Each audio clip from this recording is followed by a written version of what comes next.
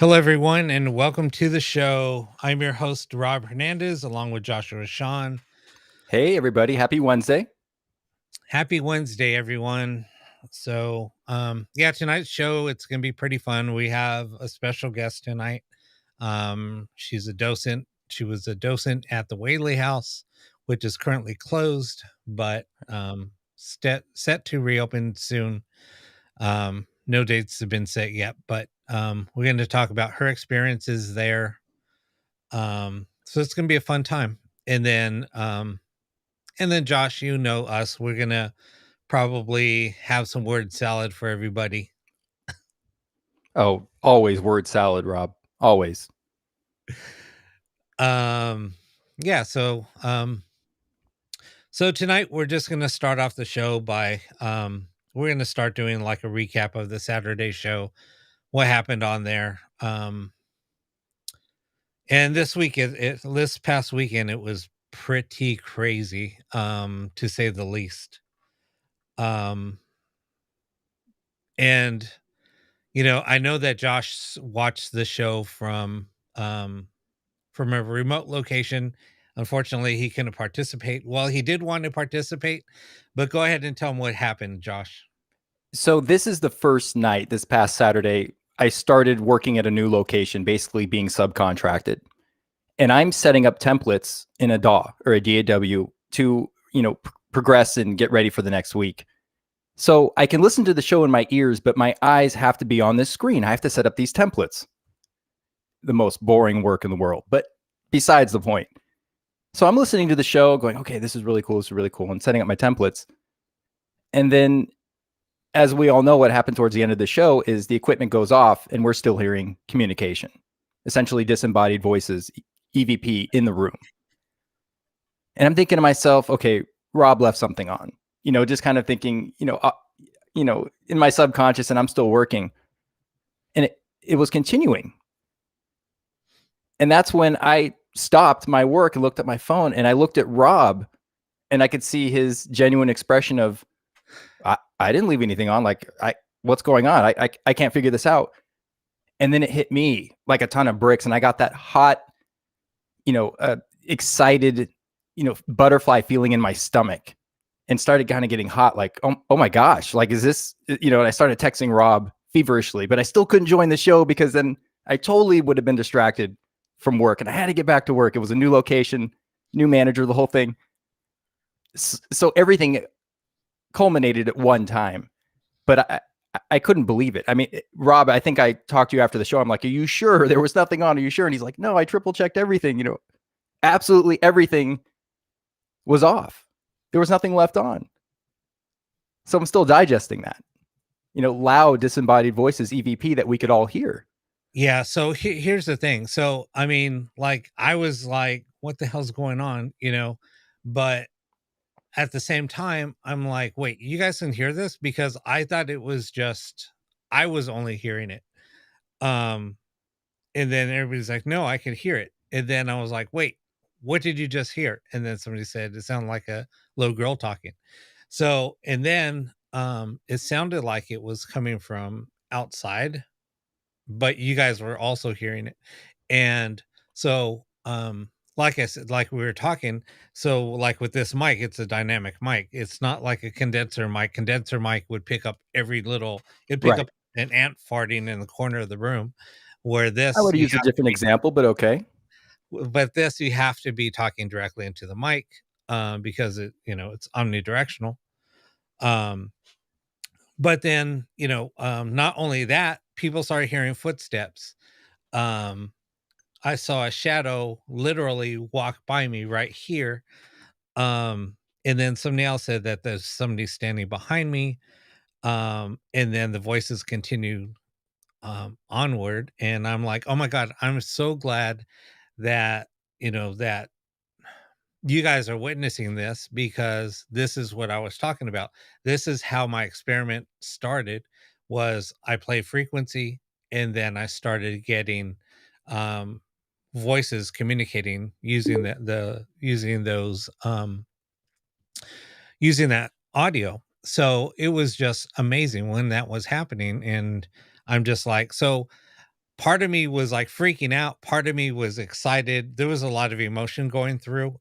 It was kind of freaking me out because the energy in here also was so heavy. And like I said, when I would hear voices, even I heard somebody's like walking behind me. And yeah, so it was like kind of freaky, but kind of exciting at the same time. And then for all of this to happen while we were live, it was just like, oh my God, this is so cool. Now I now you guys know why I've been working on this for so long and how I got started on this. Um, but yeah, it was kind of cool. It was really cool. Right. And it definitely seemed like a natural progression to EVP and disembodied voice. If you really think about what's going on, we work with ghost boxes and radios, but you realize what's really happening is this frequency and noise that you're using is providing, in theory, again, stochastic resonance or ability to amplify those voices. So we're able to capture more EVP, more disembodied voice. And it's maybe it was, I don't know that it's proliferating more of it, but maybe it was already there and we're just able now to bring that up and hear it better and cleaner. It's able to be generated a lot, to higher, as we say, signal to noise ratio. Yeah, no, exactly. And yes, Amy, I've experienced this all the time. I mean, I've experienced it quite often. It's just never happened. Um, I guess live during the, well, I can't say that. It has happened on occasion on the show on Saturday, but the disembodied voices, as long as they lasted, it's never happened. That's never happened. And um I experience it all the time because I'm experimenting with that a lot. Um and it's been heard in the house. I'm not even playing an audio file and people are like, "What's that really high pitched music that's playing?" And I'm not playing any music, but people are hearing the high frequency and they're hearing a little girl. They're like, "Wait, did you just hear a little girl talking?" And I said, "Yeah, I did." I heard that, right? Yeah, I heard that. But it's weird because one day I walked in and I just heard the high frequency sound playing in the house and it was loud. Um, and I didn't have anything playing and I didn't know where it was coming from.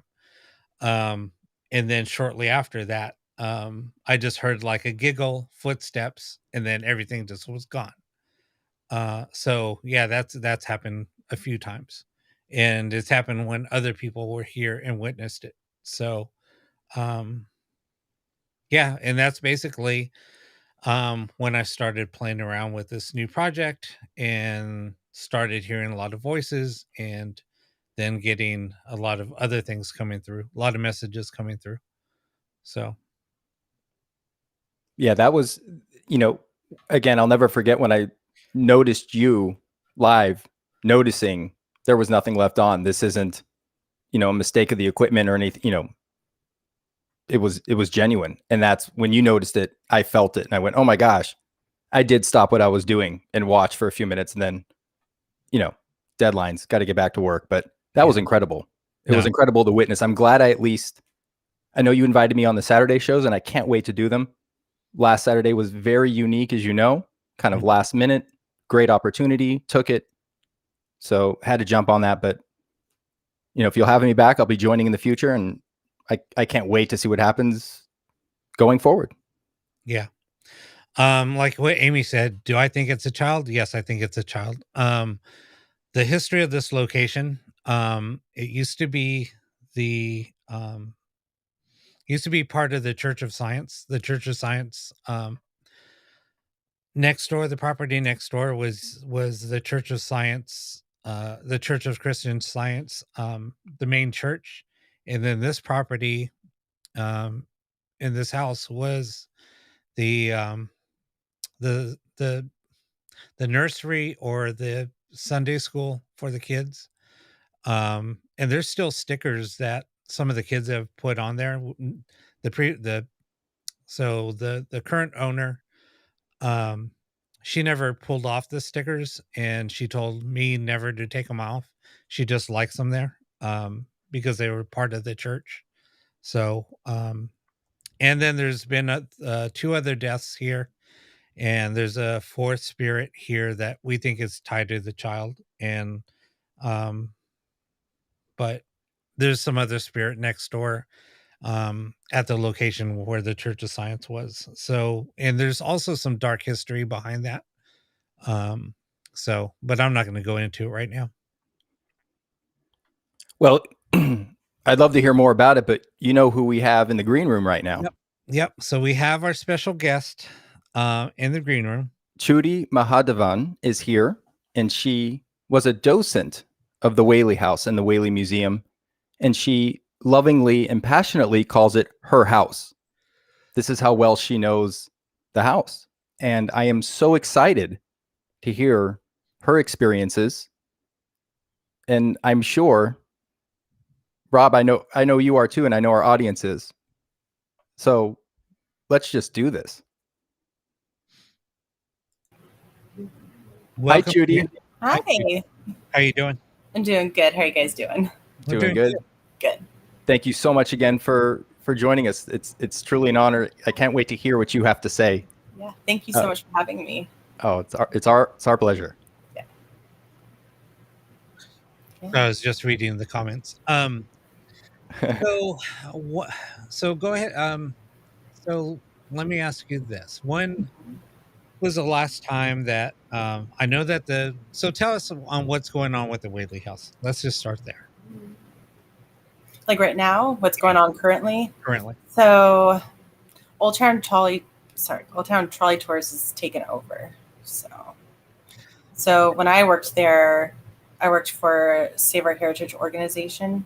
So we were nonprofit.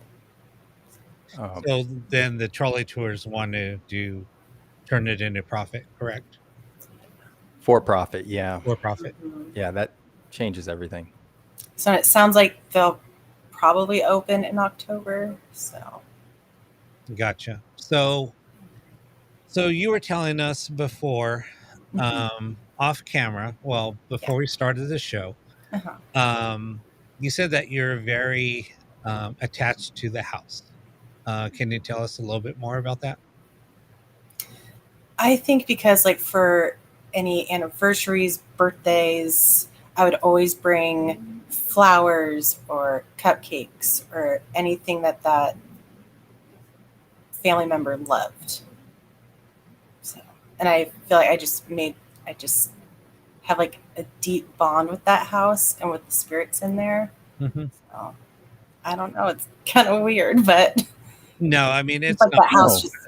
I just want to go there. Even right now, I just want to go there right now.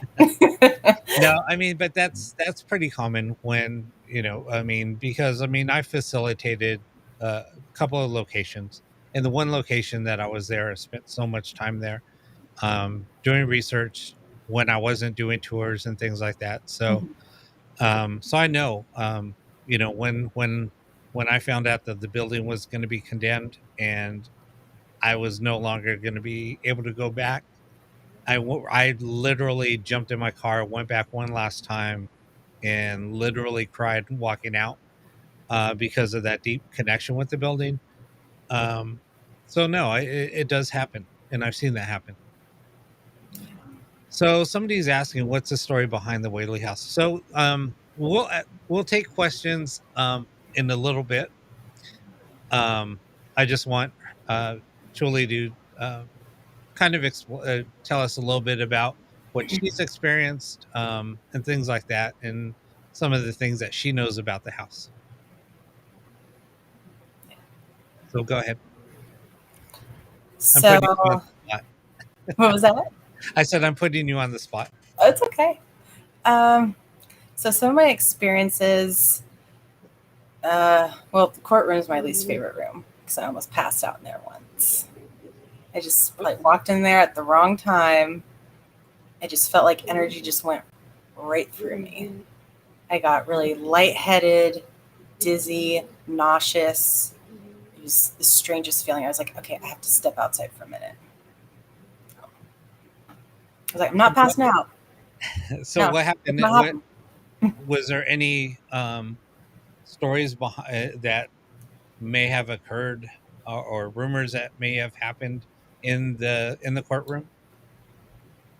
Well, we know one of the children did pass away in the courtroom near the jury box, Francis. But I mean, that room, there's so many different uses for that room. It was like a granary at first. Then there was a courtroom. It was a parlor. It was a church. Just a lot of things happened in that room. So, Right. Probably a lot of other stuff we don't know about. Yeah. And what else have you experienced in the house? I've experienced cigar smoke. Thomas really loved to smoke cigars. We don't allow any smoking on the premises, so I'm very protective of that house. I'm like, who's smoking? Right.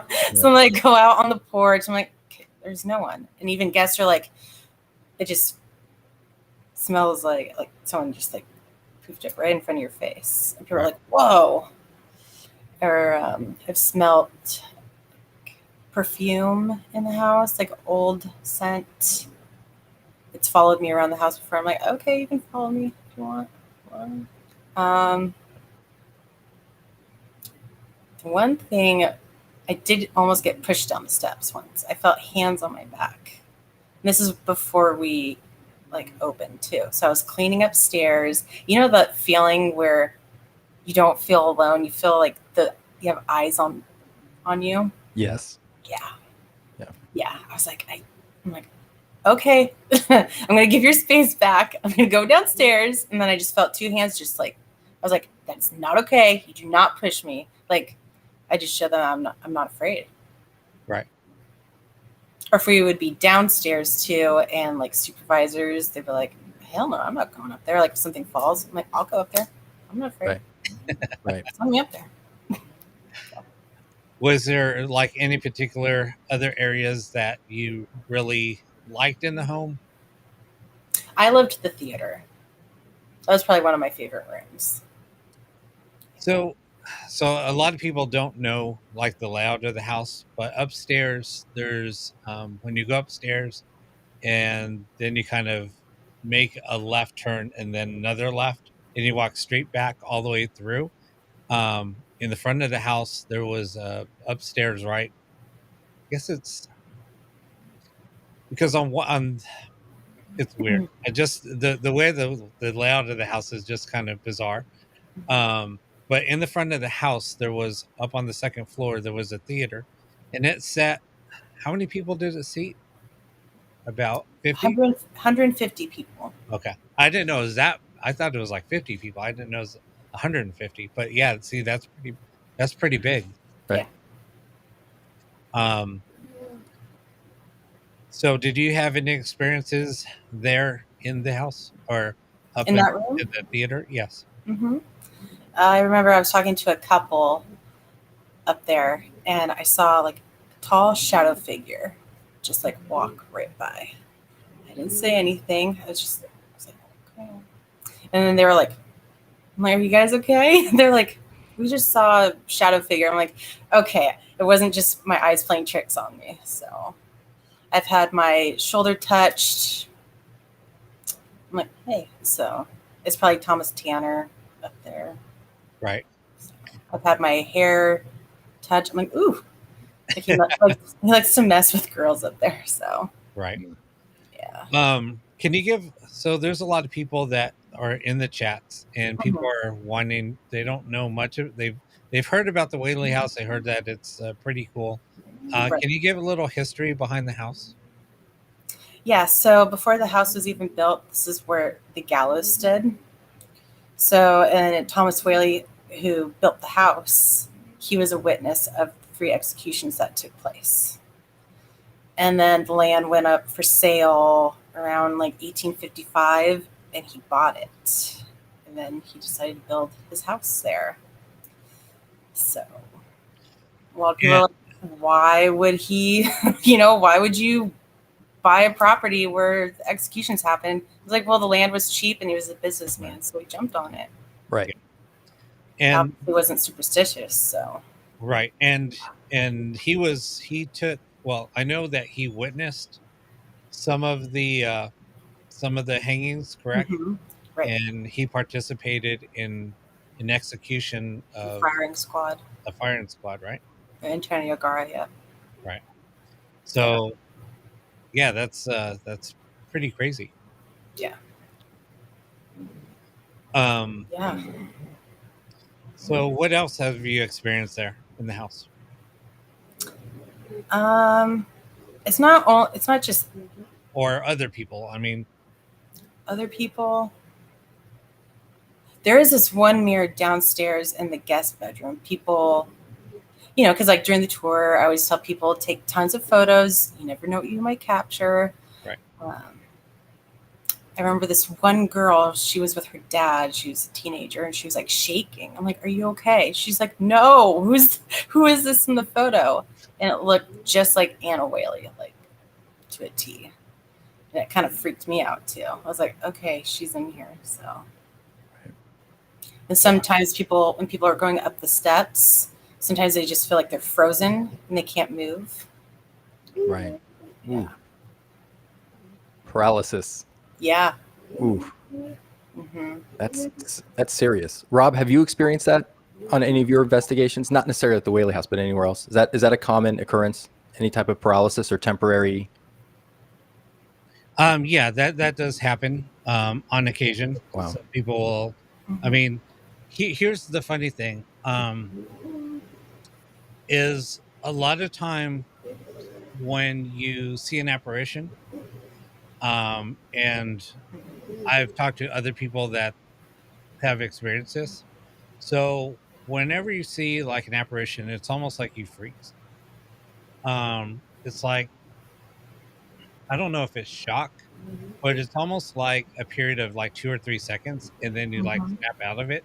And then after that, you're like, wait, you start second guessing yourself and thinking, wait, did I just, was that what I really thought I just saw? And you start like trying to figure it out.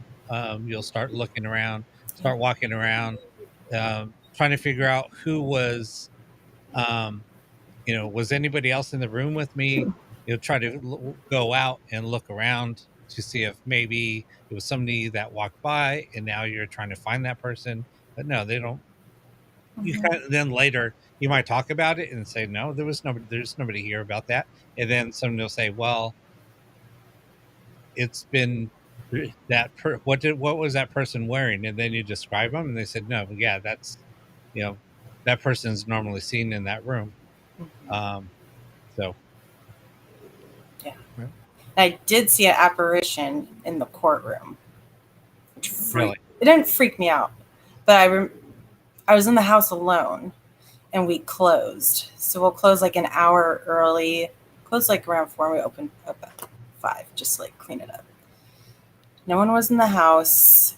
My supervisor, she was outside, and I just had a feeling just to look in the other direction. And I remember seeing a woman in like a big white poofy Victorian dress. I didn't see her face. Her hair was up in a bun. And I was just like, I don't know what I looked like. And she came in the house. She's like, are you okay? I was like, there's something right there. And she saw it too.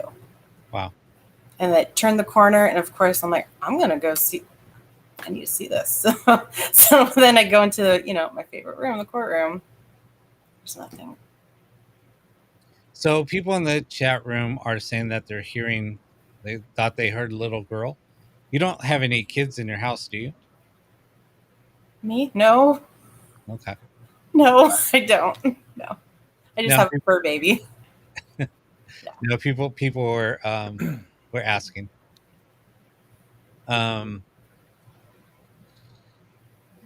Yeah, they're all guessing. Yeah. No, you know what though? I mean, welcome to my podcast. It's I wasn't going to say anything, but there was sounds coming from behind me, and I wasn't going to say anything because I'm not trying to distract anybody or take anything off topic. So I just keep going. Yeah. Josh is used to it. My view, right? Carl and Deb are probably used to it, right? And Don, there's and Kanga and Sylvia, but anyway. Yeah, it's just welcome to my podcast, to my live streams. Yeah. Stuff's always going on. Telling you, it's crazy. Mm-hmm. Stuff here is crazy.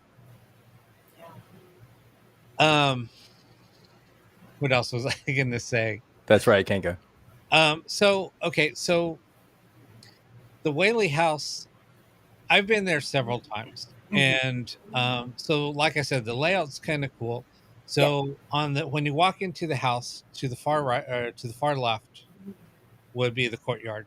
And when you go through when you go into the main hallway, if you turn through the door, you'll go into what used to be a general store, correct? Mm-hmm. And then once you pass through the general store, you go into the courtroom. In the courtroom, it's a big courtroom. So I was going to show the picture, but it's okay. And then to the right is the parlor and the study, and then there's there's a bedroom in the back, right? The guest bedroom. Yeah. Okay, so then there's the guest bedroom, and then so off to the left of that would be the kitchen. Yes. And then upstairs there's 1, 2, 3 bedrooms upstairs, right on the right. Yeah. The stairs, and then so I'm just picturing the house. And It's okay. then to the right or on the left side, there's another bedroom. Is that correct? No. What's on the right side? There's the master bedroom, the nursery, and then the back bedroom. Okay. Violet was possibly on suicide watch. Right. And then all the way to the front is the theater. Yeah, and then we have I keep saying we. I don't want that. Well, I'll probably be back there again. And then in the back there was the outhouse. So so there is no bathrooms inside the house. Right. Okay. A lot of people would ask me that, like little kids are like, "Where's the restroom?" Like, well, back then it's not like how our homes are today. So we would have to use the outhouse. They're like, "What?" Right. They're like, "There's no internet connection." I'm like, "No, different times, you guys." Right. Yeah. No, it's much different. Much different. Yeah. They're like, I don't know how I'd survive. I'm like, you guys got it good these days. Right. Right. Yeah. So so now with all of this, with all the time that you spent there, now that you're saying that you're just drawn back to the house.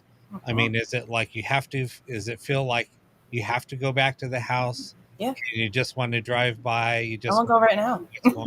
Yeah. Yeah. I mean, do you get any emotions attached? Or do you get emotional thinking about the house? You do, yeah. Yeah. Mm-hmm. No, I'm just wondering because I know, like I said, I know that, from when I've talked to you, you said that you have spent so much time in the house that you just, after you left the house, you just felt really like you're missing the house. That's why I'm asking these questions. Yeah. It's hard. It's hard. Is it hard talking about the house tonight? No, I just love talking about it. I just get so happy talking about the house and like the feeling and the history. Yeah. So tell us some of the stories on who do you think haunts the house and why? I think one of the men that was executed there, possibly Yankee Jim. I don't know which one. There's something in there. Could be Yankee Jim because we've all heard the footsteps upstairs when we're downstairs and there's no one else in the house. I believe some of the family members are in there. The historian, I remember him telling me this story, like really freaked him out. Before this, he didn't believe in paranormal because he was a historian. He's like, I don't believe in this. If it's, he's like, whatever. So I think whoever has the keys to the house, I feel like they have more experiences with the whaleys. Because it's like, who's coming into my house? Right. So I remember him telling me, so there was just one morning he went in to go unlock the house just to open it up before opened it up for the public. He said he was walking up the steps and he saw Thomas Whaley just like leaning over, just looking at him like, what are you doing in my house? And he said he was black and white. He was solid. He ran out of that house so fast, and it took him almost 6 months to go back in. Wow. 6 months. That's a very powerful experience, milestone experience. Yeah. Wow. Yeah. He shared a lot of things with me, of things he's seen. I'm like, I don't want to see right stuff. But there's also good stuff in the house too. Like I've heard my name's been called out many times in that house, but no one else is in there. Like if my supervisor has to run to the gift shop really quick, I'm like, okay, I'll hold down the fort, So heard disembodied voices in there, and yeah, I just feel like the family members are still hanging out in there. Right. It's their home. Rob, I sent you a clip tonight in the chat of an EVP I captured in the house. I just thought it was interesting. We could play it now or later, but I thought maybe that it had captured possibly Thomas Whaley. It's not that impressive. I won't say what I think it, I'll let you guys tell me what you think it says. I don't know if you can play it. We can play it later. I was just saying that give me a second. Sure. So Julie, tell us about some of the stories that you've heard, other stories while you were working there, while I do this. Yeah. So my old supervisor, he would always like vacuum and stuff like that before we would reopen. And right underneath the archway, that's approximately where the gallows stood. So I was never allowed in the parlor because that carpet only cost us $10,000, So. Yeah. Wow. Yeah. Yeah, no, I get it. No one's allowed to go in the parlor. Yeah, I've had little kids run in there. I'm like, oh, my heart, like get a little heart attack, and they're just like playing. I'm like, come on, like come on. That's a nice room. Let's go play somewhere else. Yeah, a nice room, right? But he just something knocked him to the ground on the floor, and it took him quite a while to like come back to it. So he said he just passed out, just knocked him out. Right. Now, are there any stories that are not true about the house, or stories that are told? Mm-hmm. I mean, people love to make up rumors, or but that's like with any location, to try to draw people to the location. Yeah. So there was a story somebody made up years and years ago that there was like a little girl that was playing in the back, and there was like a clothesline, and she like ran right into it, and then she died. That's not true. So. Yeah, that she basically hung herself. Yeah. Yeah, I've heard that. You were like, oh, then she got decapitated and this and that. I'm like, that's not true. Right. It just drives me nuts when people make up stories. I don't know. I'm just protective of the house. Well, I mean, and as you should. I mean, everybody, if a historian can tell you, no, that was a false rumor, that was made up.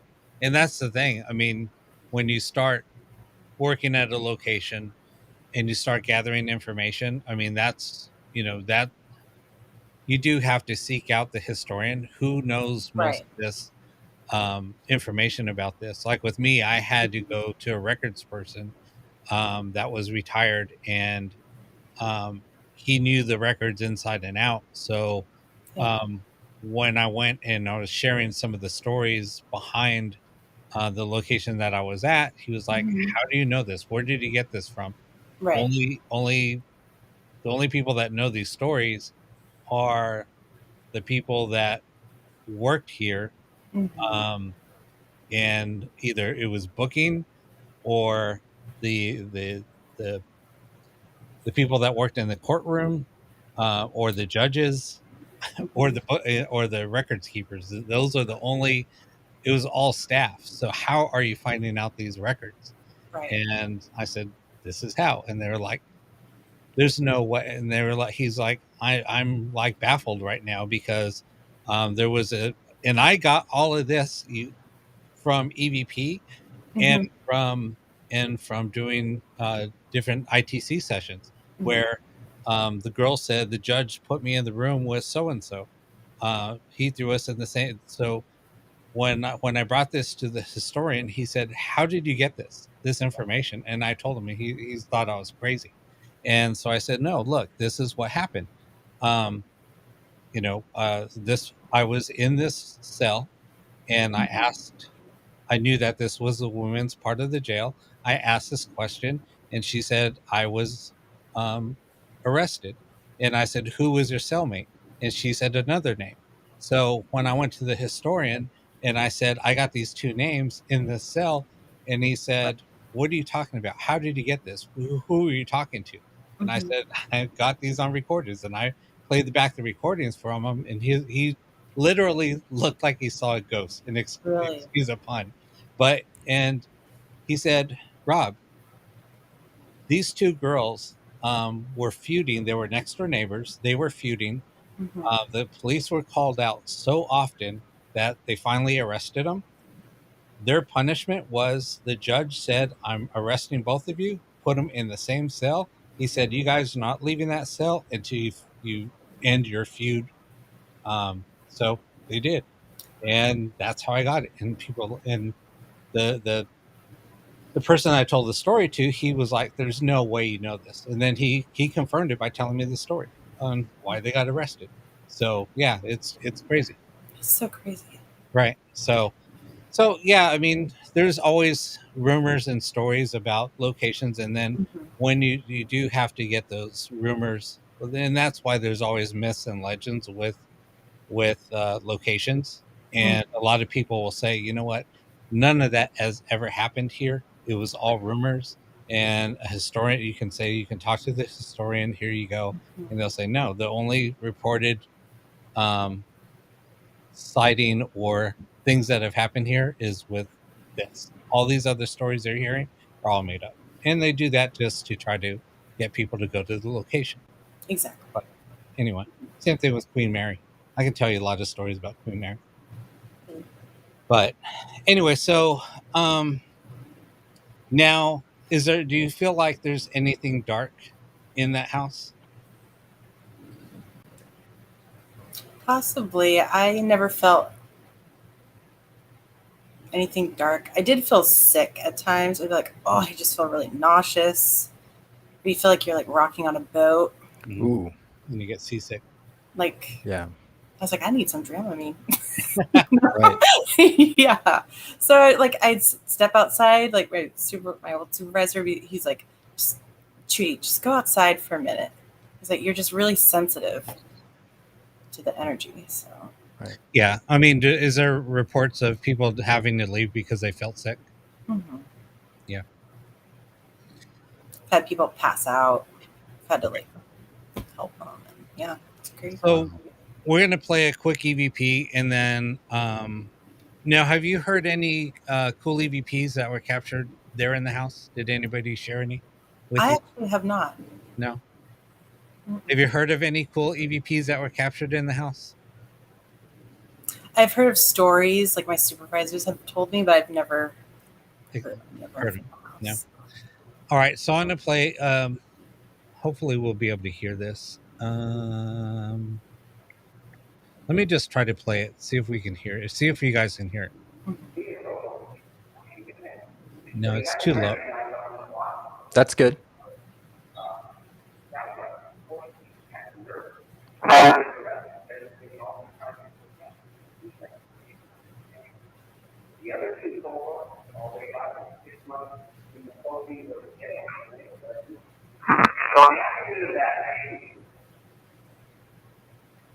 So I was in the back of a tour, and I thought I heard, and I could be completely wrong, but I thought I heard Tom kind of come through in a robotic voice a little bit. And that could just be because of the theory is the frequencies that are available. I don't know. It could say subjectively to me, it sounds like Tom, but it could be something else. I don't know. Do you want to play it one more time? If you want to, it's your call.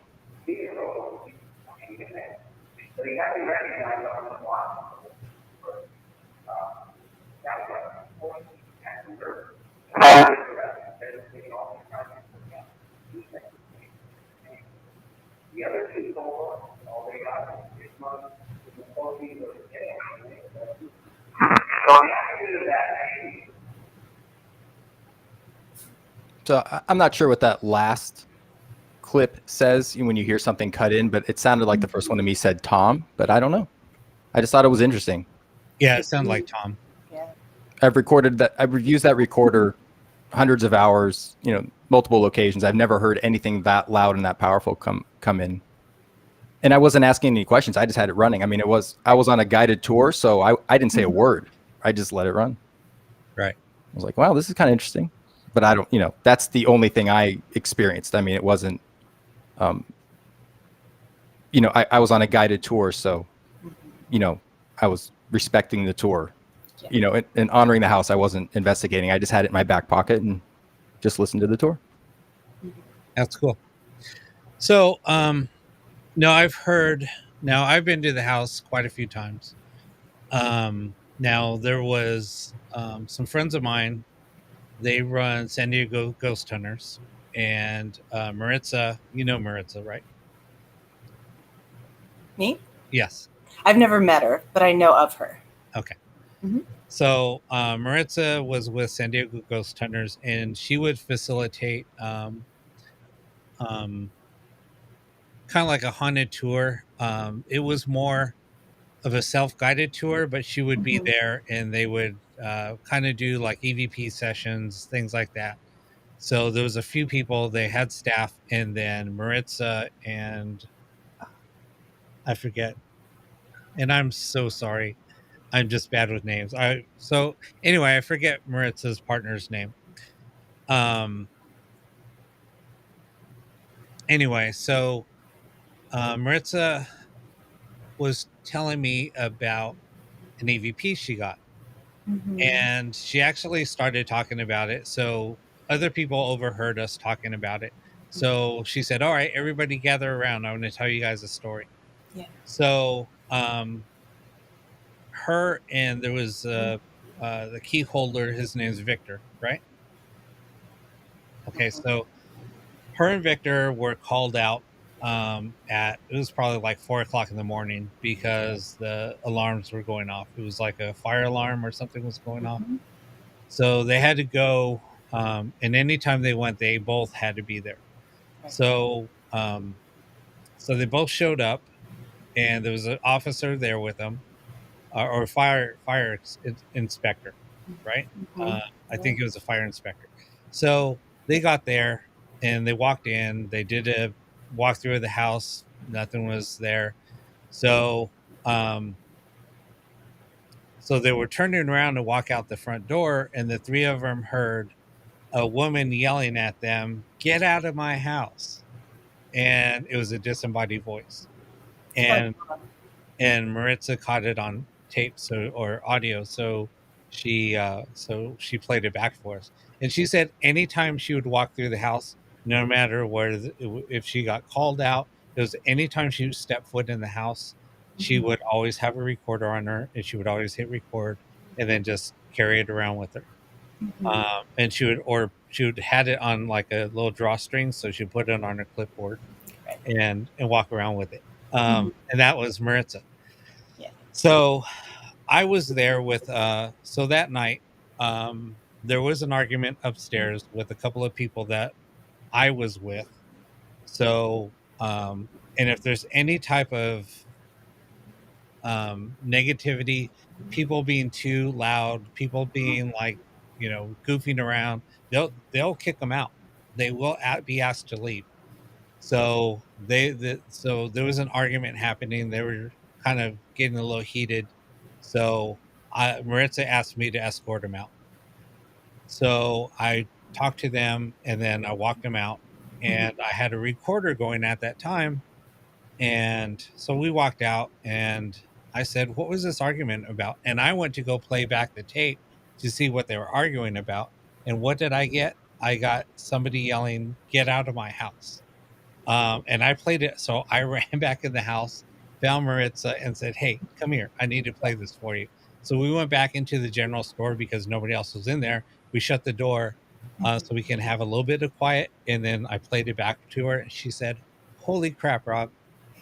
So she got her recorder out and we played them.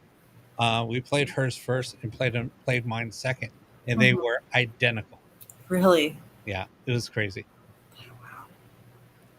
So anyway, all right. So some people are asking questions. We have questions to catch up on. Yeah, for a few. Yeah, there's a few questions.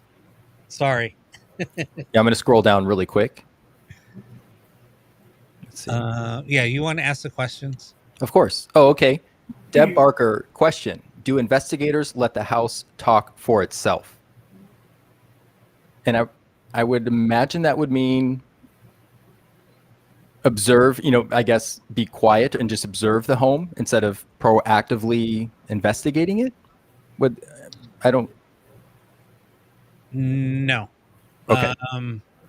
The few times that I've been there for an investigation, I always saw people breaking off into groups, just like a normal investigation, and people aren't allowed in the parlor. That's a no-no. Right. I was lucky enough, myself and Maritza were lucky enough to go in the parlor and do a few sessions.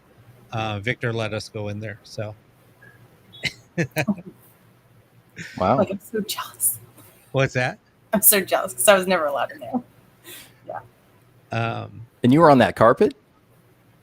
Yeah, they just only staff was allowed in there. Yeah, but you wiped your shoes, Rob. Rob, I know you. You wiped your shoes, right? Of course. Okay. That's $10,000 carpet. I mean, that's a special. Of course. I mean, I've taken the tour and I saw it and I was like, oh, wow, look at this room. Yeah, it's all hand stitched. Right. I don't want you on that carpet again, Rob. And they have it stanchioned off. They have like these ropes. Yeah, don't do it again. Yeah. Okay. Anyway. Yeah, so, but no, these questions are for you. I'm going to shut up. I'm going to bite my tongue. I hope I interpreted that question correctly, but Rob, you answered it pretty well. I mean, in terms of, you said like people split off into groups. No one just is quiet, forget the equipment and just observes the home as it is, I mean, I guess. Here's one. Okay. We'll move forward. Okay.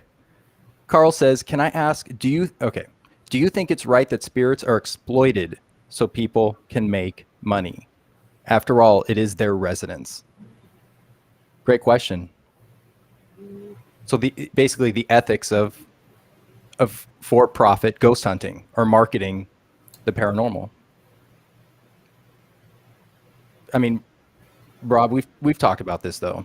We've talked about this with ITC and particular devices and marketing promises that can't be guaranteed or fulfilled. And in many ways, the paranormal is exploited. And yes, I don't. What's your take on it, Julie? Yeah. This question was directed at you. I Sorry. mean, yeah, that's a good question. Yeah, I think so. I mean, a lot of people do it because to help with the upkeep of the house. Exactly. The Queen Mary does it because of Right. the upkeep of the ship. Now they've squandered off a lot of that money, and the ship is in really bad disarray, but or despair. All right. So next question. I'm still scrolling. I'm looking.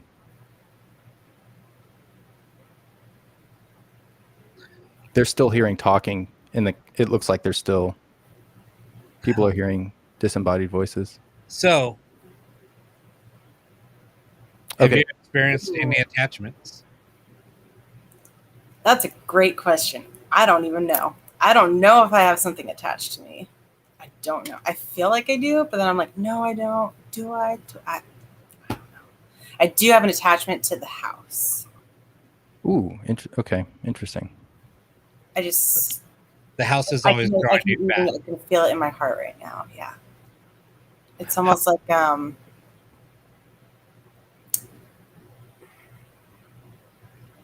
kind of Like it's talking to you, calling you. Like I just want to go right now. Like it just almost feels like a heartbreak, kind of like it's just like, yeah, like it's just like pulling me there. So I should just go right now. Right. How many years were you there for? I was there for a year.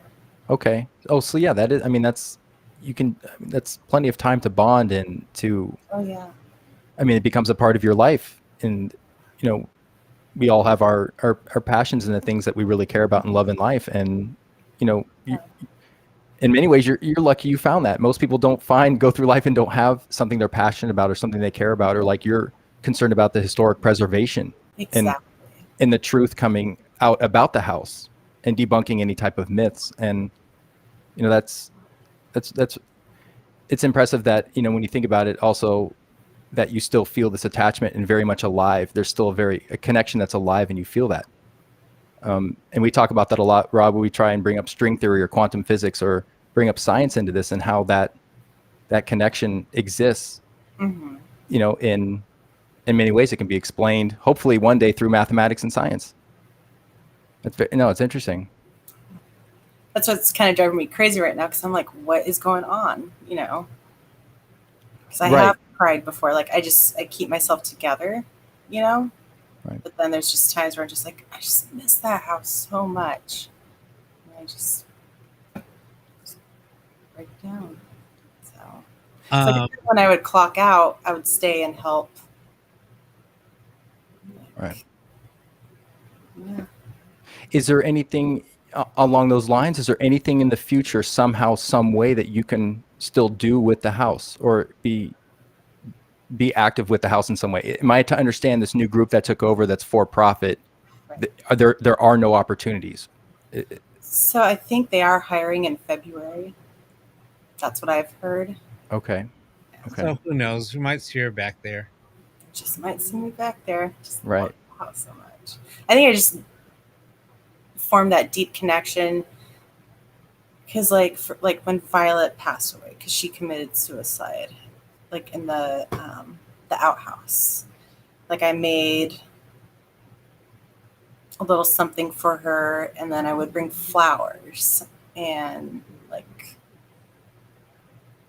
I'm an artist too, so I made like a little picture that said Violet, and I put flowers around it, and so I think maybe they appreciate that, Of course. Yeah. And I just really enjoyed, sharing the history with people, because I love history and also like the paranormal world, So it was just like. Here's another question. Deb asks, do investigators of the Whaley house stick to the story? And Judy, we did talk about that, but what's your take on that? Because we did talk about people making up stories about the house that weren't true. Right. So I was never there when investigators were there. It was always supervisors.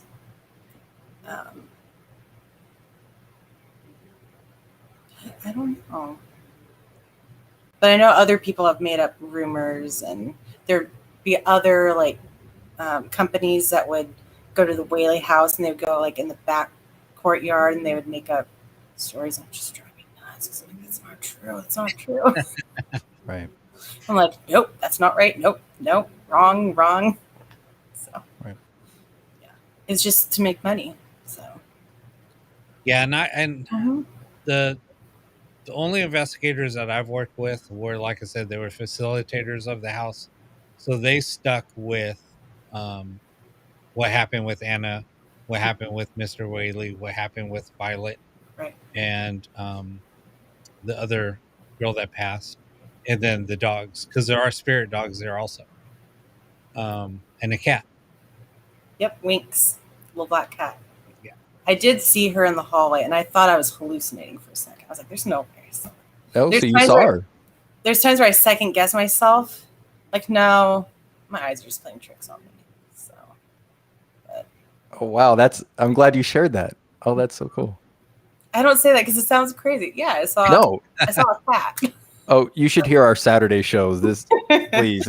There's anything goes here. I just talked about 11 dimensions in string theory and tied it to the paranormal. Well, I tried to. Yeah. I'm not that smart, but I tried to on the last show. So anything goes here. Absolutely anything. Yeah. So I'm glad you we shared have that. at least 2 dogs in the house. And have you seen any of the 2 dogs? I've gotten a picture of Dolly. So she's a little white fox terrier. So we have wow. Dolly, and then I love his name, Chubby. He was a little pug. So Chubby. kids were like, they're like, I hear a dog. I'm like, they're like, he's like, he's making. I'm like, yep, that's Chubby. So people are like, Oh, kids wow. are like, I see him on the bed in the nursery, and I'd always tell kids, always look underneath the dining room table because that's where Dolly likes to hang out. So Right. that's where I got my picture of her. So. Oh my gosh. So Carl, Yeah. So down on the same street of the Whaley house, it's probably what, quarter mile down the road is where the cemetery is? It's like 2 blocks away. Is it 2 blocks away? El Campo Santo Cemetery, yeah. Yeah. What's it called again? El Campo Santo Cemetery. Yeah. And that's where Yankee Jim is buried. Yankee Jim, Antonio Gara, and Juan Verdugo. So rumor has it, this is rumor, that it's Juan that is in the area with the gallows. That's the rumor, not Yankee Jim. Rumor. And that's where the dark energy is coming from. Did you watch the Holzer Files? No, it's just that was something that I was told by the San Diego ghost hunters. Because a lot of people say it's Yankee Jim, but theory is it's Juan, because he was more of a violent person. Yeah. Okay. Yeah, that makes Yankee sense. Jim wasn't really that violent, right? He was a thief. He's a thief, and he was a murderer too. Okay. Well, But the other guys were really bad. Yeah. They wanted to kill every white man. Take back. And they would burn down their barn, right? Yeah. Their barns, and take their possessions. Mm-hmm. After they murdered them, they'd take all their possessions. Yeah. Anyway, that's what I heard. We have another question from Carl. That's okay. Oh no, go for it. Carl asks, are there any reports that Whaley himself was haunted while he lived in the house? Yep. So the Whaleys themselves, they reported the house being haunted.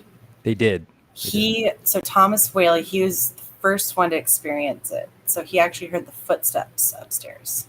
He was downstairs. And he said that's the spirit of Yankee Jim. That's what he said. So yeah, and Anna Whaley, she wrote in her diary, and my old boss, she was in charge of like all the archives, and so I'd always like pick at her brain. And Anna Whaley wrote in her diary, the house super haunted. The house is like not did she write possessed of spirits in the house? Yeah. Wow. I was like, what? So I'm like, no, there's nothing dark here. It's just the family, but there might be something in the parlor. So a lot of people have experienced things in there. Wow. I mean, like my old supervisor passing out, and other people have had experiences. And I remember seeing a black orb when I was in the hallway. Oh. And then I looked again and it was gone. That was in the parlor. I was like, that was weird. Right. So there's another question for you. Go ahead, Josh. Sylvia asks, does your guest think she could have had a past life there? And Judy, directly to you, do you think you could have had a past life there, or some obviously much deeper connection? Yeah, there's something real deep there. I don't know what it is, and it's driving me nuts. And even my mom's like, yeah, you probably had a past life there. Right. We've addressed reincarnation on the show, and I mean it seems very organic and natural from you. It's nothing that's manufactured. I mean, it's something you feel deep down, in the core of your soul, the truth. I have a connection to this place, and obviously you're well received and accepted there. Because I have heard of people, and they could be making this up, but had maybe negative experiences there, and you've had more positive or peaceful experiences there. Right. Maybe things that have gotten your attention, but more or less out of compassion and love and communication, rather than anything that would be that you would need to be concerned about. So it definitely seems like there's something natural and organic there. Yeah. And probably existed, long before you were even aware of it, before you even started as a docent there. The first time I went there was in 5th grade on a field trip. Okay. So you did visit there on a field trip. Oh, how interesting. Wow. I was like so scared because, like going to the Whaley house. It's really haunted. There's ghosts in there. I was like, kids are like, oh my God. But I just fell in love with it. Right. Wow, that's fascinating. So to have that experience as a child, and then you go back and it's like no time has elapsed. You feel right at home. You picked up right where you left off. I was so happy there. It feels like home. Yeah. No. It's a weird feeling. So. She's getting emotional.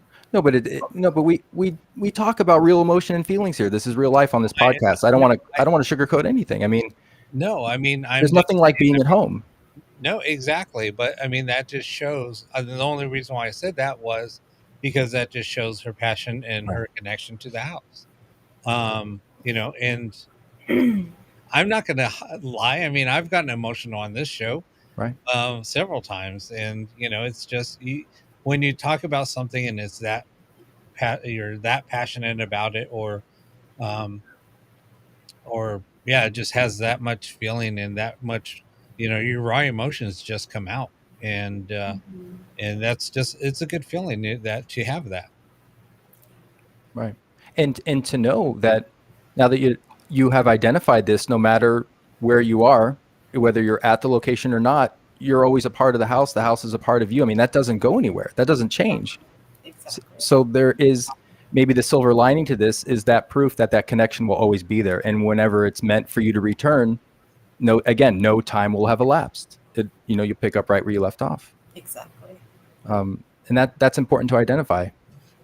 And, although on a completely separate experience, Rob, I think you've experienced that with your Saturday show and the ITC sessions in the group setting, and we're there for love and communication and cooperation from the other side. And it's progressing, and there are times when you've gotten emotional, but it's genuine. It's, it's natural. It's organic. You're going with it. Yeah. But that kind of excites me when I do see that, because, it just shows how much that person really actually cares about a location. It wasn't just a job. Exactly. Right. And that even the word docent is an understatement in terms of your connection and how you feel about the house. The public calls you a docent, but your relationship in the house can't be quantified. It's hard to even express to us, or it's hard to even truly express when you feel something that deep. No words can express that. But it's so powerful, and I'm so glad you shared so many of these experiences. Carl asks, have you yourself used a spirit box to communicate with the spirits in the house? Judy, have you felt inclined to use anything, or have you used anything? I have not used anything. I would like to. I would like to know why I have such a deep connection to the house.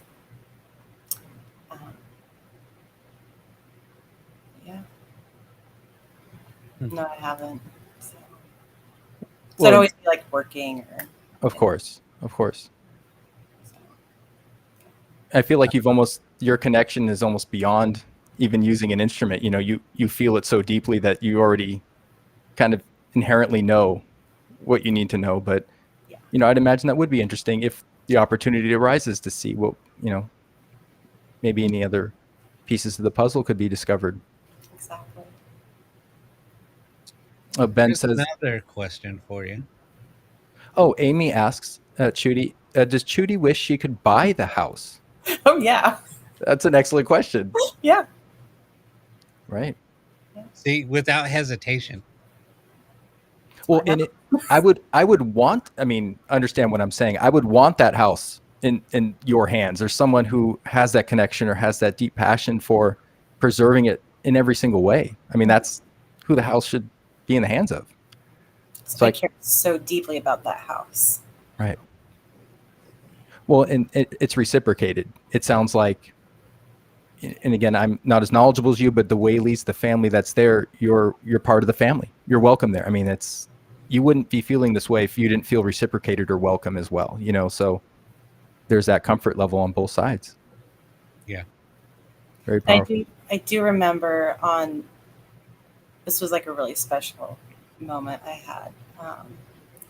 Remember on Thomas and Anna's wedding anniversary, I brought fresh flowers, and they don't allow any like real plants or flowers in the house because the water on the furniture, it's like a no-no because water stains or whatever. So when I brought the flowers in, I just put it in the break room for people to enjoy, and always make like a little thing like, it's Thomas and Anna's wedding anniversary. And I bring like cupcakes and stuff like that. And the curator's like, why don't you guys go put that in the parlor? And we're like, what? Like, yeah. So my supervisor, not me, my supervisor got to put it in. And I just remember there's just like this overwhelming feeling of like love and just like, thank you. It was so powerful. Right. And even my supervisor, he was like, did you feel that? I'm like, yeah. It was just like love in the house. Right. It's almost like Anna saying, thank you. I haven't had flowers in the house for maybe hundreds of years. Right. Oh, we can't imagine what a gift that would be like after all that time to. Exactly. I mean, the smell of fresh flowers, there's nothing like it. Yeah. There just isn't. That's, yeah. And like I said, you experience that firsthand. So you're familiar with the love that's reciprocated back to you from the family members in the house. And it's real. It exists. It transcends dimensions. Like, yeah. Sorry, I didn't mean to. No, it was my fault too. I'm sorry. No, it's okay. No, but like that was Anna Whaley's favorite thing. Like she loved her garden. So. See, okay, so now that you're helping me make that connection, now I see. I mean, that was the best gift you could give her. It's like whatever they loved, I would either like bake it or bring whatever they liked. Oh, well, then. So I formed a certain little bond. Right. So let me do something real quick. I'm gonna see if I can move. No, I can't move myself. I'm trying to hide everybody, so I was trying to show a picture of the house, but I can't do it. Yeah. Anyway, no, it's just I wanted to show a picture of the house. Right.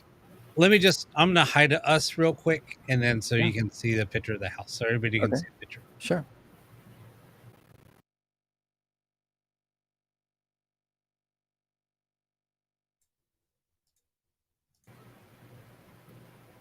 So, yeah, I mean, I know it was kind of quick, but.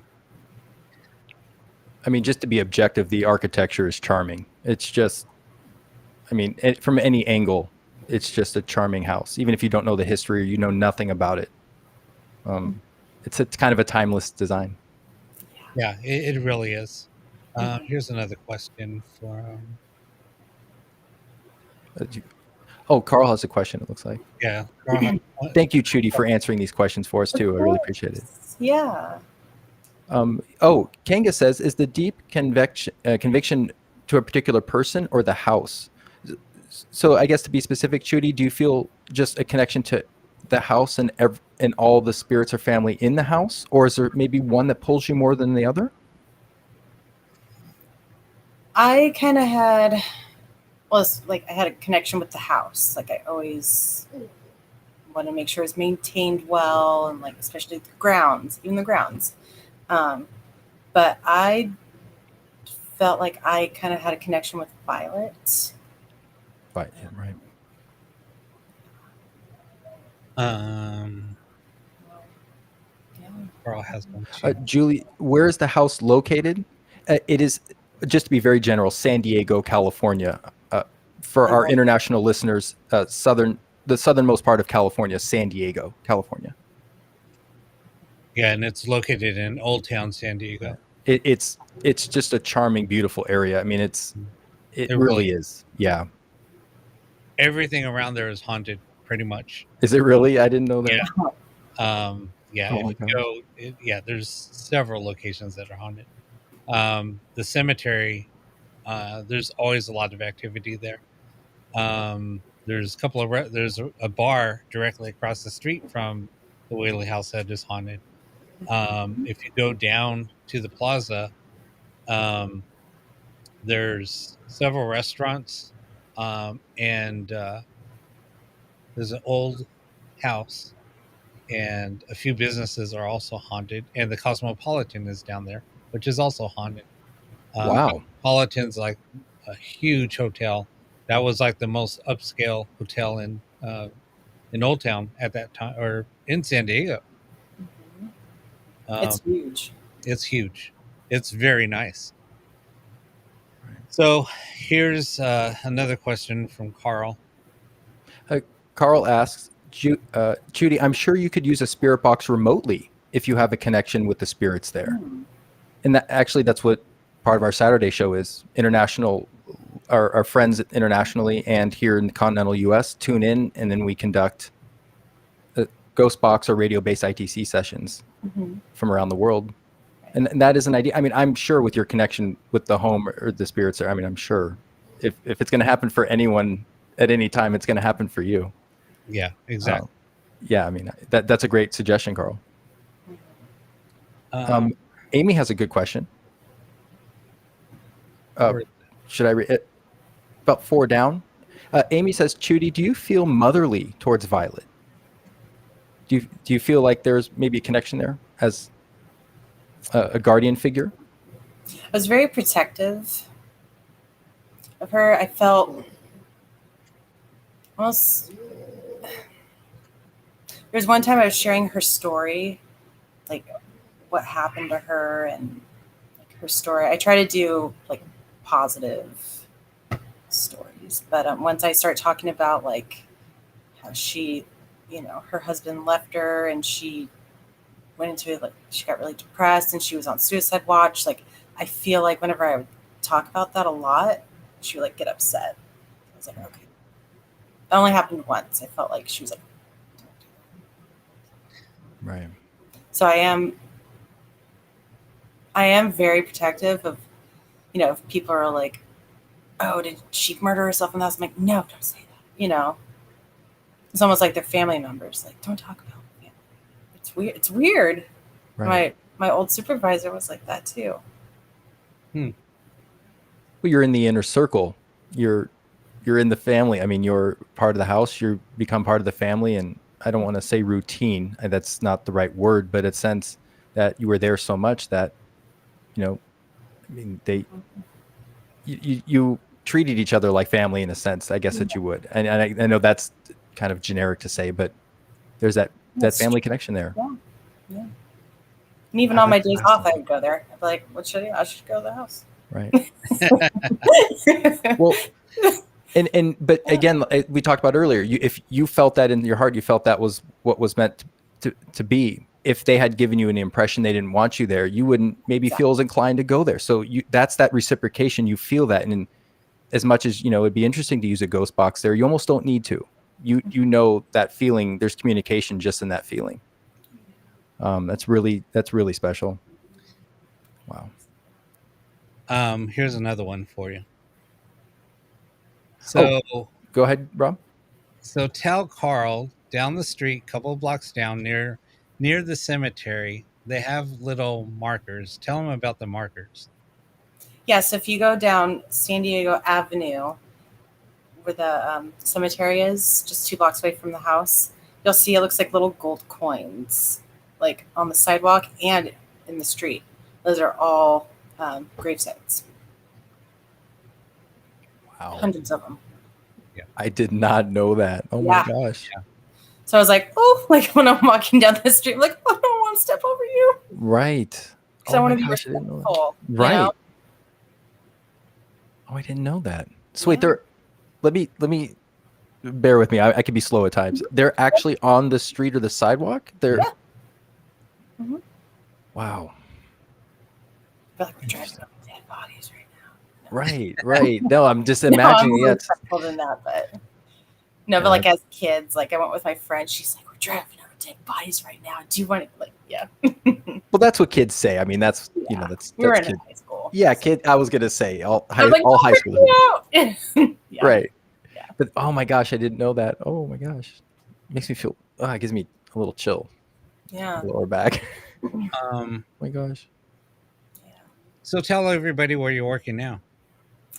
I work at the USS Midway right now, which is also haunted.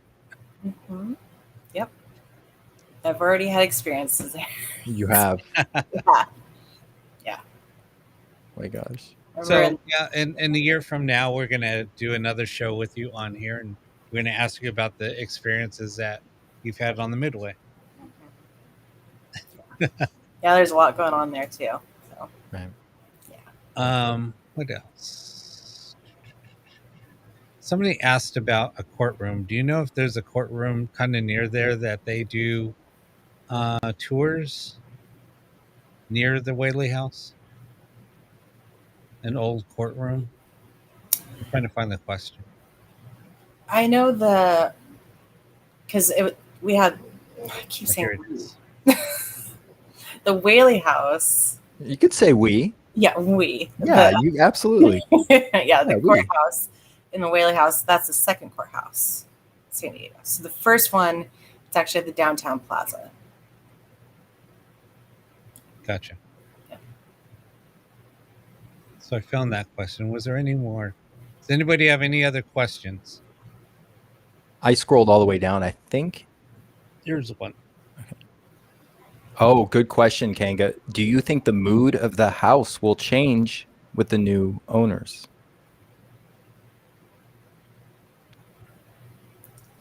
That's a really good question. So right now, I went by the house. Was it last week or a week or two? Yeah. So I walked, of course, I walked around, and I'm peeking in the windows. And I'm really happy that they did keep Thomas Whaley's original desk and his chair and Anna Whaley's original pump organ. But they did move a lot of stuff, a lot of personal belongings, and that really upset me. And I'm sure, certain spirits don't like it when you move their personal belongings. So naturally, yeah. Yeah, so I think I'm almost kind of worried because there's some old coworkers that are working there now, and they respected that house. They're really good at that house, but right. I just hope it doesn't, because I don't know. I just hope they keep it like they just share their stories. They don't right. For the money. They don't disrespect. Right. And I have friends that work for the Old Town Trolley Tours, and I know the director and stuff like that. So somebody suggested that I give you a box to use. Yeah, I should just go there tonight. I'm just gonna go down there. Leroy, do you want to go down there? Yeah. So okay, so God, there's a lot of people on the show tonight that tune in on Saturday. Mm-hmm. So a lot of people on the show are suggesting that you come on the show on Saturday so we can do some sessions with you and see if we can get some responses directed towards you or to you, and try to help you find some answers. I have a lot of requests. I don't know. I'm getting a lot of requests of people saying that. You know, Judy, in my experience, you know, with Rob, we really, it's not so much even the technology, but we focus our energy and we come together as a group. We do it at the same time every week. And we've had some pretty amazing interactions. And I really would be inclined to say, I believe that there would be some connection, or you might even get some answers there. Being that there's no maybe time and space, I feel like they could answer you no matter where you are and how far away you are from the house. If you know, you would be interested, we'd be honored to have you. I'd be very interested. Yeah. Yeah. I'd love to be back. I'm trying to. A lot of people were saying, people are saying, that would be cool. We can dedicate our intention to that for a Saturday show, and I believe we'd have some pretty amazing results. Yeah. I do have something interesting. So my old supervisor, I saw him a couple weeks ago. He gave me one of the clocks that was in the parlor, and it's right over here. Oh, really? Oh, wow, you have it. Oh, see, I mean, that in itself, though, is a connection to the home. And he's selling like a lot of antiques, and he's like, I don't want anyone else to have this. I just know you would cherish it. And I tried to hold myself together, and when I got in the car, I was just like, you know, because it was in the parlor for almost 3 years. Right. Wow. Yeah, so everybody's like, that would be cool. Yeah, everyone wants you to come on. And Deb, you're right. Intention is everything. Here, see, look. It's true. Yeah. I'll be back. Yeah, we're kind of like, come on, let's do it. Yeah. So everyone wants you on, and I really think it would be, you know, I think if it's going to happen for everyone, it would be you, Chubby. And I think in terms of our group, there's no better group to facilitate that than Rob's Saturday show. Yeah, it's a special show. It I don't even know. I mean, I'm just like so grateful and so honored that, you know, I have such a great it's like a really tight niche group. It's probably about 30 people or so, and a lot of people just come on and try to connect with loved ones. People are always there's a few people that are always getting responses. Hey, Roland, welcome. So there's it's just amazing, and Sylvia's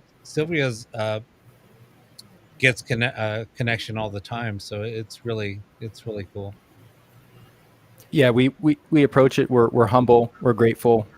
You know, so there's a lot of respect and love, and you know, that cooperation, that communication. It happens like clockwork every Saturday, and it's getting stronger and stronger. Yeah, Kanga says we're all dying to know what Chudy's connection is, and to witness her interactions with souls who know her good intentions for them. Yeah, I'm dying to know too, because I just have this pull to the house. Right. Or Rob, at some point in the future, just grab Chubby and go to the house with one of your boxes that you could hold in your hand. I mean, I'm just saying there. I'm sure there's a few different solutions, but the Saturday show will definitely reveal that communication. I'm confident of it. Oh my God. Yeah, and that's the other thing, Chubby, is we have international listeners or people from around the world, and they're literally up at all hours with us, joining in. And Carl is from Australia, right, Carl? I know Kanga's from Australia. Oh wow. I loved Australia. Deb's from Australia. So yeah, we have a lot of Australian listeners, and people in the UK, and Sylvia's from the UK. So yeah, it's crazy. I think I had my first like real like paranormal encounter in Australia. Oh, would you care to share with us? Yeah, he wasn't that friendly. He wasn't happy. So I went to Australia and New Zealand with a group of people, and it was for a spiritual retreat. And there's all these, where we stayed, there's all these different little cabins. And in our cabin, I had the roommate. She was downstairs and I was upstairs. And in my dream, I had a dream that this man just came in the house, and it felt really real. And he was not happy. He was like, I just came to see who was in my house. I was like, can I help you? He's like, what are you doing in my house? And then I just woke up and I couldn't go back to sleep. Oh my God. And I remember like where you get breakfast, lunch, and dinner. There's a hallway. It was just really creepy. It was just really eerie. Like I would literally just run down the hall. I was like, I don't feel comfortable here. Mhm. And eventually I was just like, is this place haunted? Because I'm just getting creepy vibes in here. And I had this dream that like, the woman was asking me like, what did he look like? This and that. I'm like, oh, you met the head chief of that. He was Aboriginal. I was like, he met Charlie. I'm like, oh my God. Wow. Yeah, it's crazy. That's an intense dream. Had experiences too. So. Right. But see, and that's some, and people don't realize that. I mean, spirit doesn't always have to communicate with you when you're awake. They can come to you and communicate with you in your sleep. I mean, it's been documented that, I mean, I know that even one of my cousins told me in the morning that, and we didn't know this yet. She got a call and she called me up, or she was woken up in a dream that my grandmother came into her room, sat on her bed and said, goodbye, I love you, gave her a kiss. And when she woke up, she was freaking out that she just had this dream. Right. And she woke me up, and then somebody else was calling through because I had call waiting on my landline. So I picked up, and it was my mom calling that our grandmother just passed away. And I said, oh my God, I have so and so on the other line, let me tell her. And then then we all got up and went over to my grandma's house. So yeah, so things do happen, and that's not the first time I've heard. I mean, that was something that happened with me personally, but others, the more people that I have talked to since being in the paranormal, I hear that happen a lot.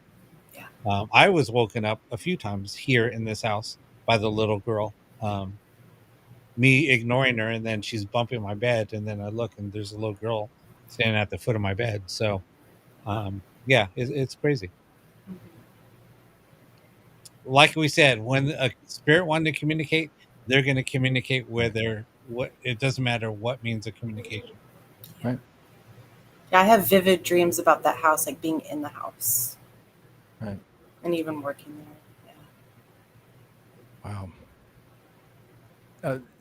Wow. Kanga says, was the location Chudi visited a known haunted location, or she stumbled onto Charlie? Oh, they're talking about the location in Australia. I didn't know it was haunted. Oh, okay. Okay. Mm-hmm. Well, you went there for a retreat, right? A spiritual retreat, yeah. Right. Okay. So no previous knowledge of any type of. Okay. Okay. And I guess they said there's cabins, and there's also another section where it looks like a hotel where there's different rooms. And I guess there's one specific room that's super haunted, and like people would just check out, like just pack their bags and not even like. Wow. Okay. They're just like, I'm done. Wow. My gosh. It's crazy. Kanga's asking where is it? That was in Durlong, Australia. Durlong, Australia.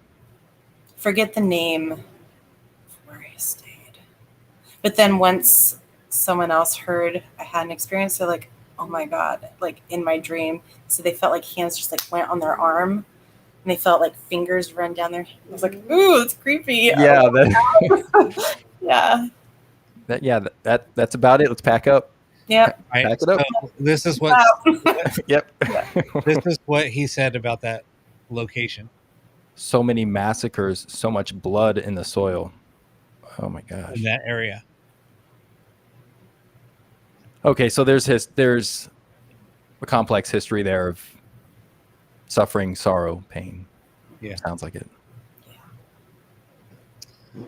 Those were intense dreams. And I mean, to show up there and have no previous knowledge and just to have that dream and then not be able to go back to sleep. I mean, your body underwent stress. I mean, that was a very intense moment. Mm-hmm. Wow. Carl, who said Rob? She said Rob. I don't know what you guys are. I don't know what's going on. I don't know what he's talking about. Somebody said Kanga, it's a girl. I don't know. I don't know. Judy didn't say Rob. No. Mm-hmm.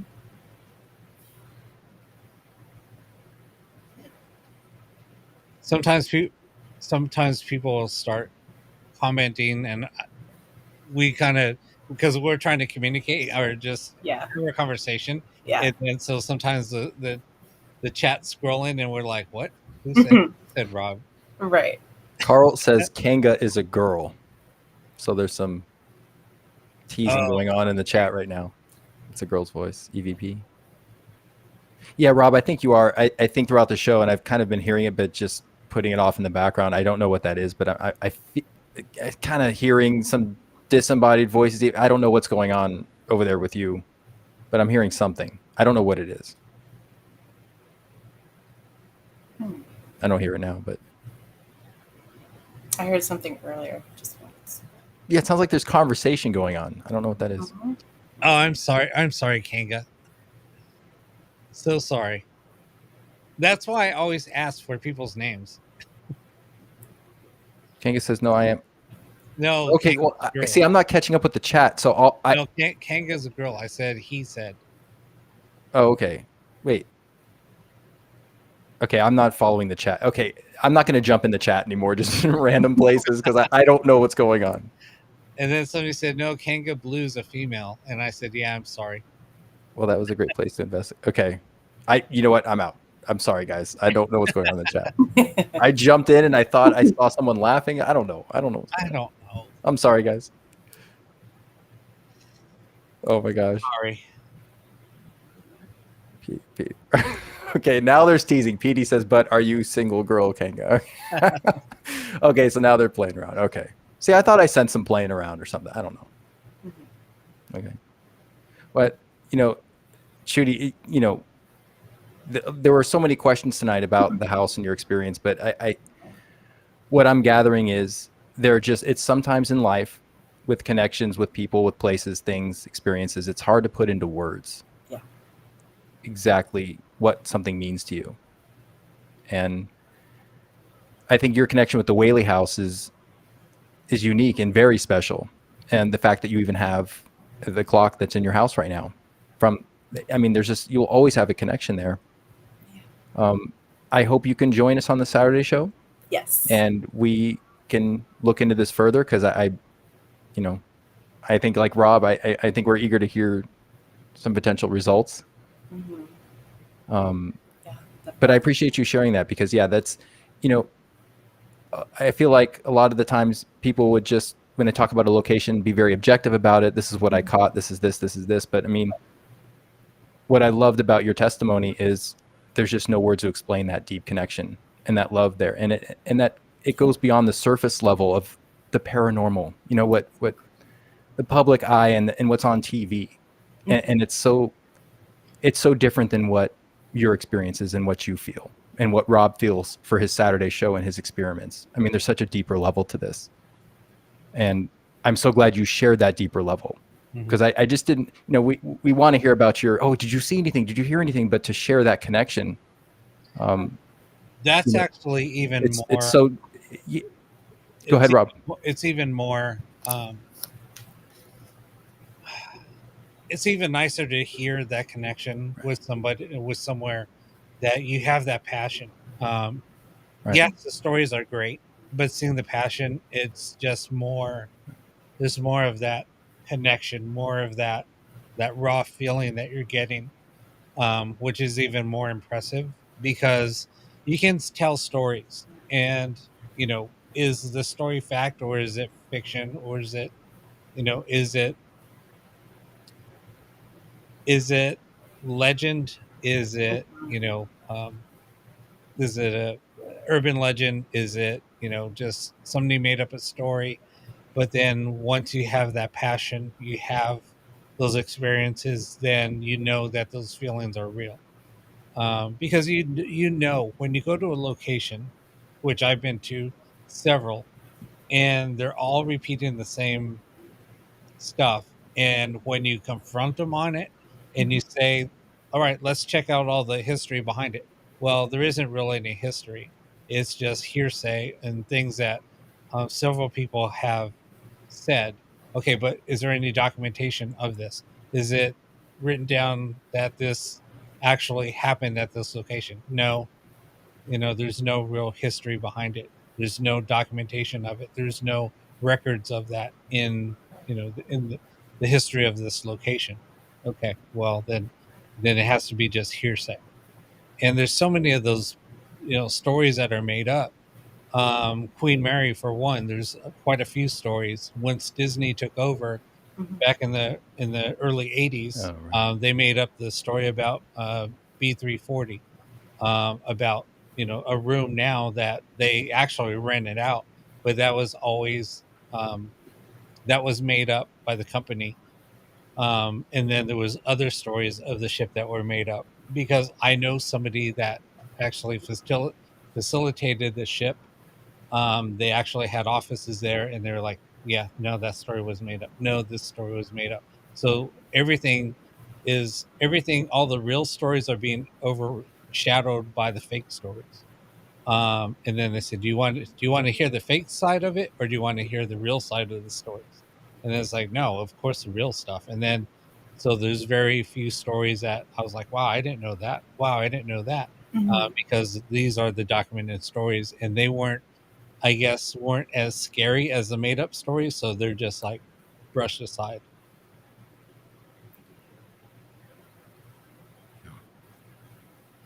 I miss that house so much. I know. You can tell. You can see it in her face.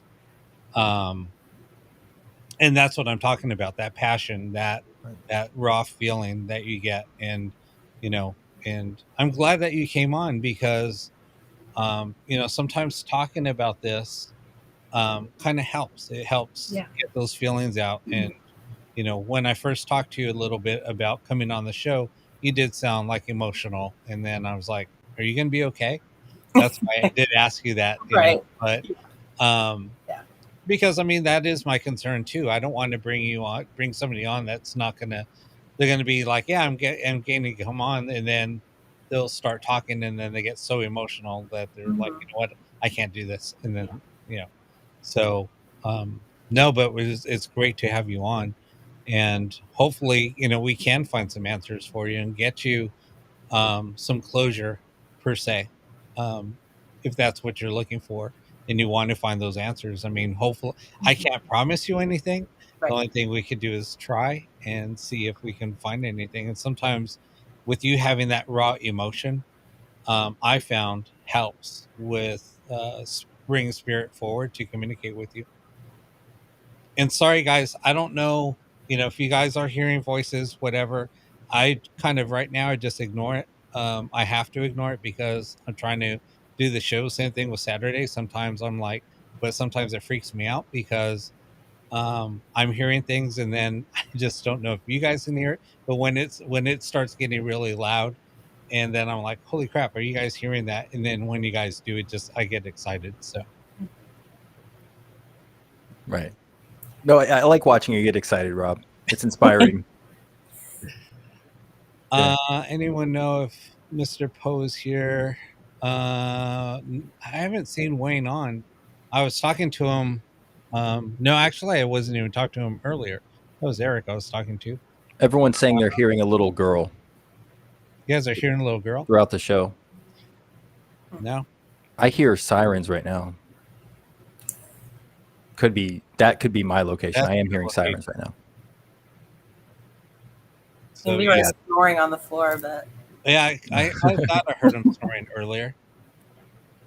No, Ben, no TV. My location. I have an iPad that's muted right here for a little information, but no TV over here. Yeah, no TV here. Same over here. Nothing on. Yeah. But all right, guys, it's getting. Judy stayed on. She was a trooper. I told her she'll be on for an hour. It's been hour and a half. She's Right. a trooper. Yeah, thank you, Chubby. Thank you for hanging out with us and just talking about the house, answering the questions. We really appreciate it. It's very cool. Thank you so Thank much you. for having me. Definitely. Oh, it's our pleasure. But so we just wanted to. This is going out to all the listeners and viewers out there. So Josh and I wanted to try to we talked about changing up the show a little bit. So I think what we're going to try to do is book guests from here on out on the Wednesday show. We will do kind of a recap before we bring on the guests, kind of like we did tonight. We'll do a recap of what happened on the Saturday show because Josh is also co-hosting the Saturday show. Saturday Spirit didn't want him to be on the show, so they wouldn't let him connect. That's it. That's an interesting story in itself, right? Yeah, I tried to connect, and I just got this feeling like, oh, I'm not supposed to be on the show tonight. And lo and behold, something all those things happened. So there was a reason I wasn't supposed to be on the show. I don't know. So yeah, I think every Wednesday we're gonna have a guest from here on out. Next week you'll have a psychic coming on. The week after that we have Ron. How do you pronounce his last name? Ron Iacovetti. Yeah, he's doing amazing work with direct radio voice in long wave. He's getting some amazing responses. I'm really excited to have Ron on, doing some great research. So yeah, so that'll be our next two guests, and then next month I will be switching up the studio a little bit. So yeah, it's gonna be interesting. So well, thank you everybody for tuning in. It was a great show, and thank you, Chubby, for coming on. Yeah, and Chubby, let us know when you're available for a Saturday show. We'll make it happen. Definitely. Sounds good. Cool. But don't go away. We're going to end the show, but don't go away. Yeah, don't hang up quite yet. Don't hang up quite yet. Okay. All right, thanks, guys, for everybody watching, and we'll see you guys on Saturday. Good night, everyone.